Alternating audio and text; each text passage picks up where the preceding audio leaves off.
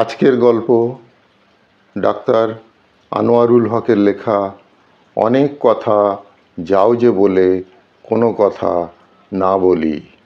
সন্ধ্যার আলো ম্লান হয়ে আসছে।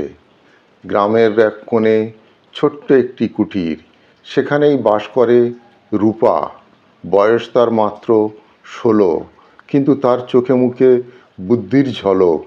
সারা গ্রামে তার নাম ডাক, কারণ সে যেমন কথা বলায় পারদর্শী, তেমনি আবার কথা না বলার মধ্যেও যে আশ্চর্য নৈপুণ্য দেখাতে পারে। রূপার দাদু ছিলেন গ্রামের একজন নামকরা পণ্ডিত। তিনি সবসময় বলতেন, কথা যাও যে বলে কখনো কখনো কথা না বলাই প্রেয়। রূপা তার দাদুর এই কথাটি মনে প্রাণে গ্রহণ করেছিল। একদিন গ্রামের প্রধান তার কাছে এসে বললেন, রূপা, আজ গ্রামে বড় একটা বিচার বসবে। তোমার বুদ্ধি ও উপস্থিতি আমাদের প্রয়োজন।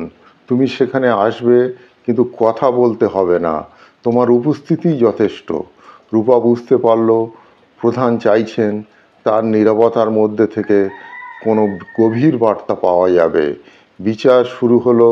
অভিযোগ, রতন নামের এক যুবক নাকি গ্রামের এক গৃহস্থের জমি দখল করেছে। দুই পক্ষ নিজেদের বক্তব্য রাখল, কিন্তু কোনো সমাধান মিলল না। সবাই অপেক্ষা করছে রূপার কোনো প্রতিক্রিয়ার জন্যে। রূপা কিছুই বলল না, শুধু একটা ছোট্ট কাজ করলো। সে পুকুরের ধারে গিয়ে একটা কচি গাছের ডাল ভেঙে আনলো, তারপর ডালটিকে মাটিতে পুঁতে দিল। প্রধান অবাক হয়ে জিজ্ঞাসা করলেন, রূপা, এটার অর্থ কী? রূপা মৃদু হাসল, কিছুই বলল না। প্রধান তখন বুঝলেন রূপা বোঝাতে চাইছে, যেভাবে এই গাছের ডালটি এখানে বেড়ে উঠবে, তেমনি অন্যায়ভাবে দখল করা জমিও সঠিক পথে ফিরে আসবে, যদি আমরা ধৈর্য ধারণ করি। গ্রামের সবাই রূপার মনের গভীরতা দেখে মুগ্ধ হলো। প্রধান ঘোষণা করলেন, রতনকে দেওয়া জমি ফেরত দিতে হবে, এবং তা যত তাড়াতাড়ি সম্ভব।